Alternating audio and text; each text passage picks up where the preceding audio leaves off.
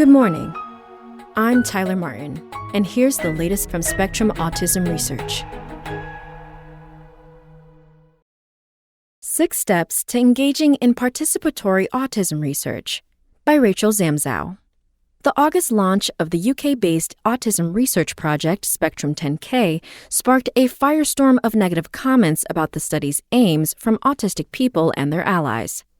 The researchers have paused the project while they seek more guidance from autistic community members. They're backtracking and backpedaling furiously, and it was completely avoidable, says Sarah Douglas, who is autistic and has advised several autism researchers across the United Kingdom. Projects like Spectrum 10K should involve autistic people from the start, she says. This idea, known as participatory research, calls for including autistic people in all aspects of research, from setting research agendas and writing grants to designing studies and interpreting findings. A growing number of autism researchers are adopting this approach. And some academic journals are emphasizing it too. As of this year, the journal Autism requires manuscripts to include a statement on how the researchers have partnered with autistic community members. And Autism in Adulthood includes autistic editorial board members and peer reviewers. But the bulk of autism research still involves autistic people only as study participants, not collaborators, experts say. One reason, many researchers may be unsure what counts as participatory research or where to start, a June study suggests. Adding to the confusion is the fact that some work that claims to be participatory turns out not to be, according to 2020 findings.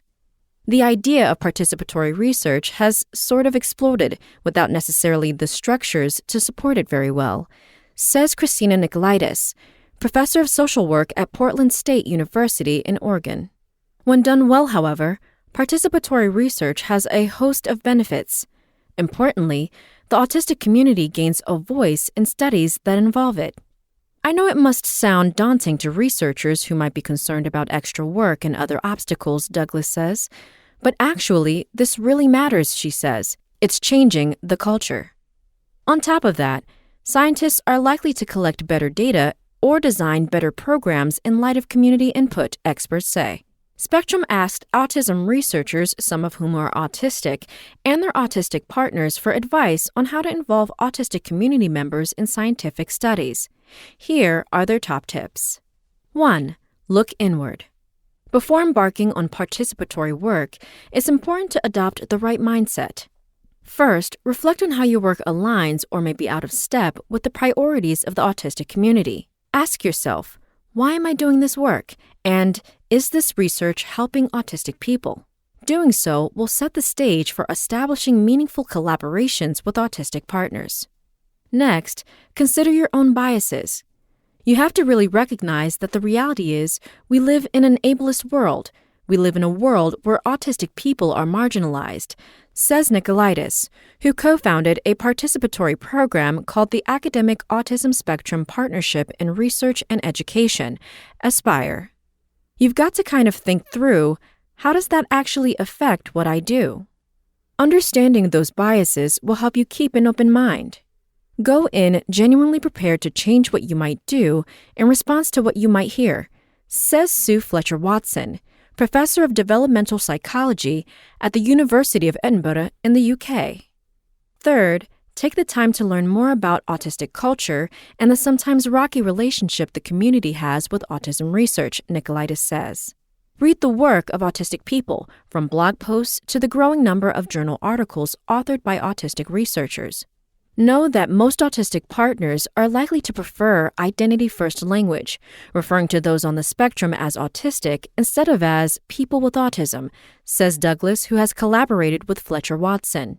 It's also important to rethink autism's so-called deficits and embrace the many strengths autistic people possess.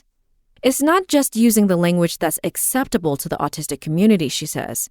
It's actually genuinely engaging in the theories and attitudes that this language represents. 2. Meet autistic people. You then need to meet autistic people and start forging relationships. If autistic people take part in your research already, you may be able to draw from that pool. But to build from there, or if you're just starting out, try social media. Many autistic people are active on Twitter, for example, but tread carefully.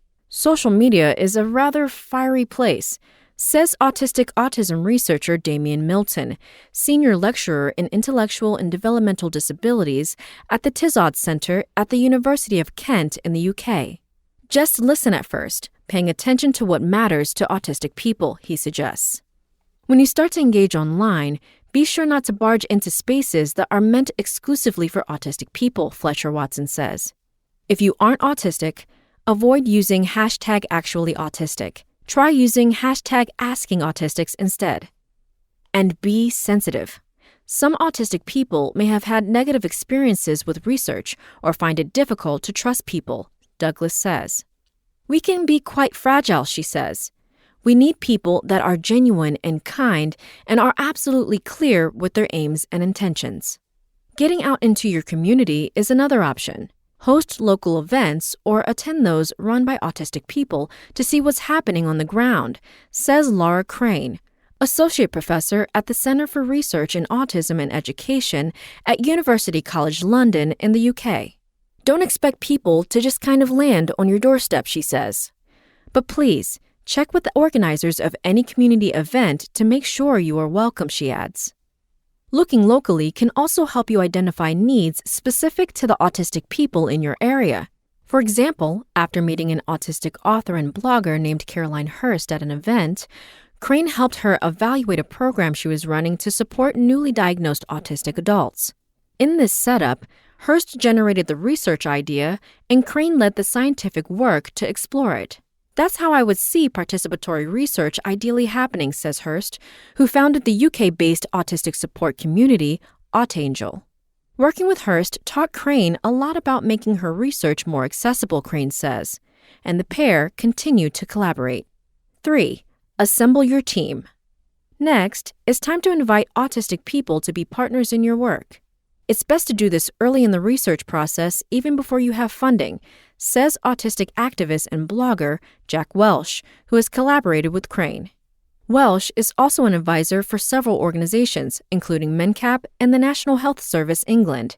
In this way, Welsh says, we are helping them to make the right decisions at the time that they can be influenced, as opposed to just providing rubber stamps of approval when it's too late. If you are new at this, start by collaborating with just 1 or 2 autistic people whom you trust and get along with. Some of this is like dating, says Nicolaitis, whose participatory work stemmed from an initial partnership with autistic systems scientist Dora Raymaker. You're not going to always mesh with everybody. Building these relationships is similar to establishing traditional academic collaborations. The emphasis should be on an ability to exchange ideas and share research priorities. Think carefully about whom you ask, says autistic researcher Jackie Ryan, a doctoral candidate in Sandy Thompson Hodgett's lab at the University of Alberta in Edmonton, Canada. You don't just want yes people, she says.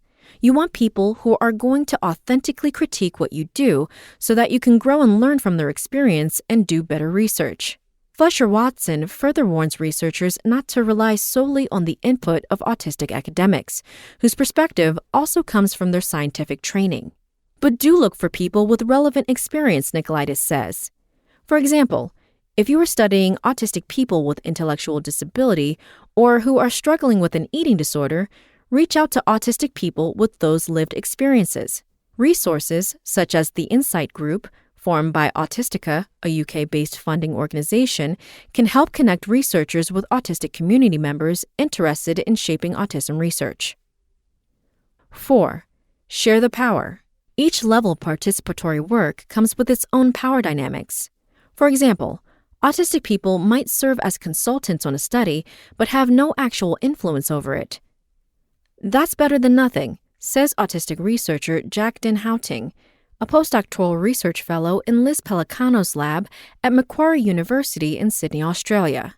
But if that's the only approach that works under your circumstances, be sure to communicate this setup at the outset, Den Houting says. Research becomes truly participatory when scientists share decision-making power equally with their autistic collaborators. To accomplish this, be careful that the voices of autistic partners aren't lost among the academics or even caregivers of autistic people, says autistic advocate Julianne Higgins, who has worked with Den Houting as a peer researcher. Things to look out for are At each stage, whose voice is listened to, Higgins says. Consider a decision-making method that gives each team member veto power. Instead of using majority rule, Nicolaitis and her team vote using their fingers. 1 finger meaning full approval, up to 5 reflecting total rejection. If anyone vetoes a decision, the decision starts anew until the group can reach consensus. Autistic voices should also have equal say in administrative decisions that influence research. For example, autistic adults sit on a review committee that determines whether researchers can recruit families participating in SPARK, the largest genetic study of autism. SPARK is funded by the Simons Foundation, Spectrum's parent organization. Similarly, Douglas served on an interview panel for hiring a researcher to help run an autism study at the University of Bristol in the UK. Things like that are huge, she says. They're not just gestures. It's not box ticking. Scientists can even co-produce their participatory approach with autistic partners. I've always found that the most enjoyable and most collaborative way of doing participatory research, says Sarah Cassidy, assistant professor of psychology at the University of Nottingham in the UK. Consult your autistic collaborators on decisions about whether to host team meetings in person, online, or in a hybrid format, and on what other accommodations might be necessary, such as making materials available in advance or providing captioning. It's also important to reflect this power sharing in publications. Whenever I see a study that describes itself as participatory, and then you look at the author list and there's no autistic author, then it's kind of a red flag, says Kristen Gillespie Lynch, associate professor of psychology at the College of Staten Island and the Graduate Center of the City University of New York. It indicates autistic people weren't necessarily involved on a meaningful level, she says. Including autistic partners as authors on papers may involve creating a lay language version of a manuscript draft, for example, or reading the draft out loud to make sure every author can provide feedback. 5. Pay people. As members of your research team, your autistic partners should be paid, ideally at a rate appropriate for academic collaborators, not minimum wage, Fletcher Watson says. It shows that their time is valued and that their expertise is recognized as expertise, she says.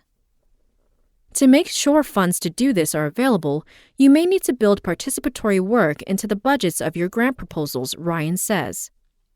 Be thinking about it from the very beginning. You should also be sure your partners know what their compensation, if any, will be from the start. This is another area where transparency is key, she says.